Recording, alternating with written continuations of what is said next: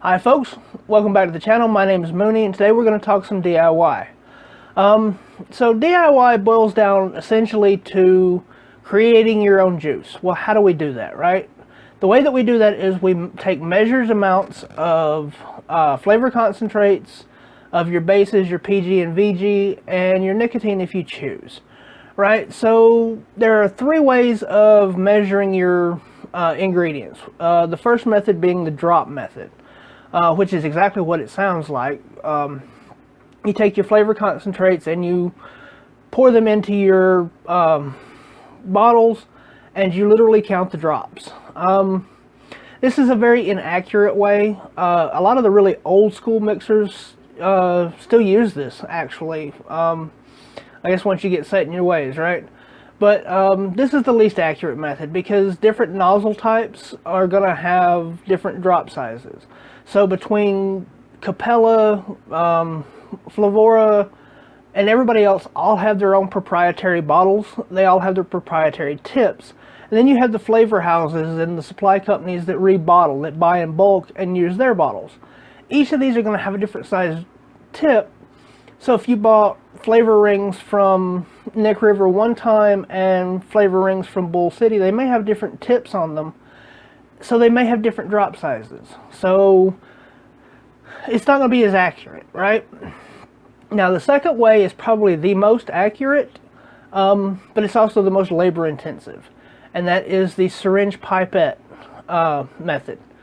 So in this method, you're going to take a syringe with a blunt tip needle. You're going to put it down into your concentrate bottle and draw it up and use the markings on your syringe to get the amount of concentrate that you want. But so that you don't cross-contaminate your flavors, you don't want, your fruity rings mixing with your strawberries and that sort of thing. You have to use a different syringe or a different pipette for each different flavor that you're using.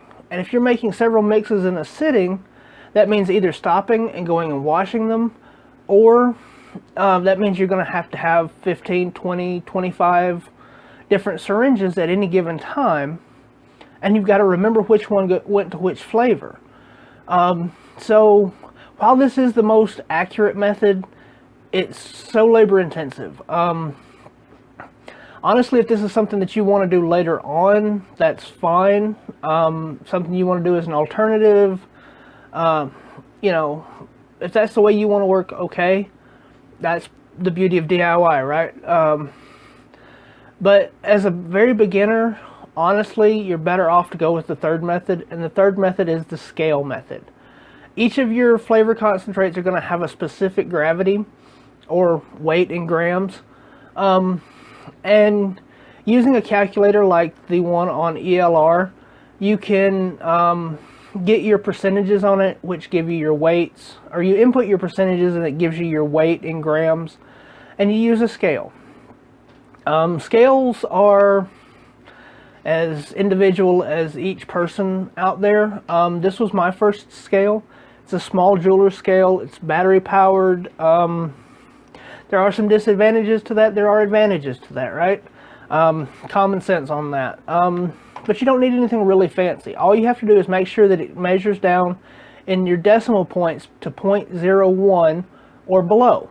That's all you have to do. Other than that, it's whatever you want to do. The most popular scale is the American Weigh Scales LB501.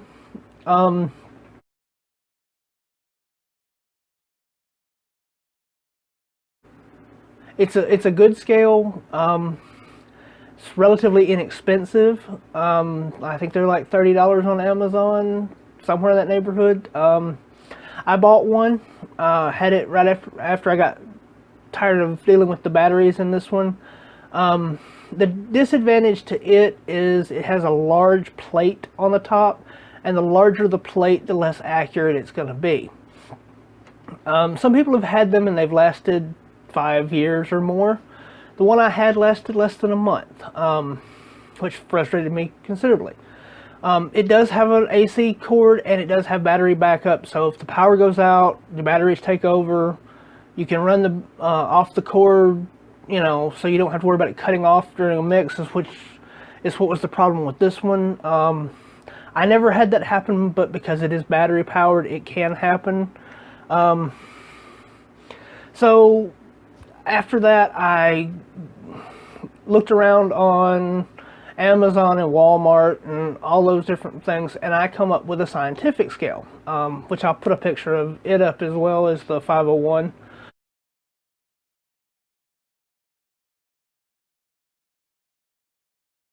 I got a scientific scale. It measures down to 0.001, which I like better for personal preference, but it's not necessary.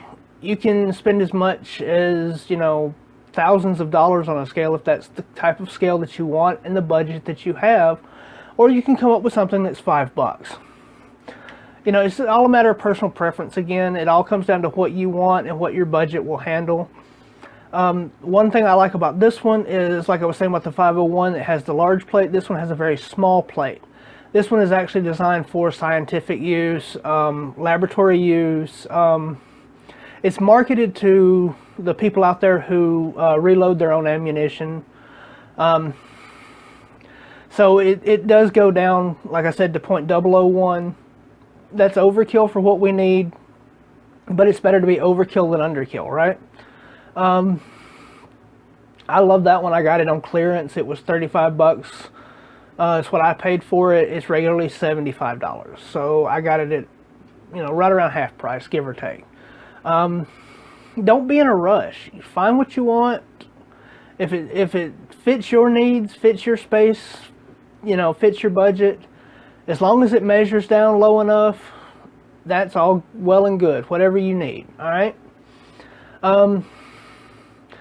So my recommendation is buy a scale. But if you want to work with the volume method, if you want to work with the pipettes and syringes, if that suits you better, if that's more to the way you can wrap your mind around it, then go to ELR, look it up. It'll give you your measurements that way when you put in your percentages. That's kind of all I got for you today, folks. Thank you so much for watching. I really do appreciate it. As always, there are links down in the description for advocacy. They're my personal links for my Twitter. Follow me on ELR. There's also my PayPal down there if you want to contribute to the channel. That would be greatly appreciated. And there is a survey down at the very bottom of the description. For those of you out there who haven't filled it out yet, this is the 2020 version of it. The young lady that created the survey would really appreciate everybody's input. Thank you so much again for joining me today, and y'all have a good day.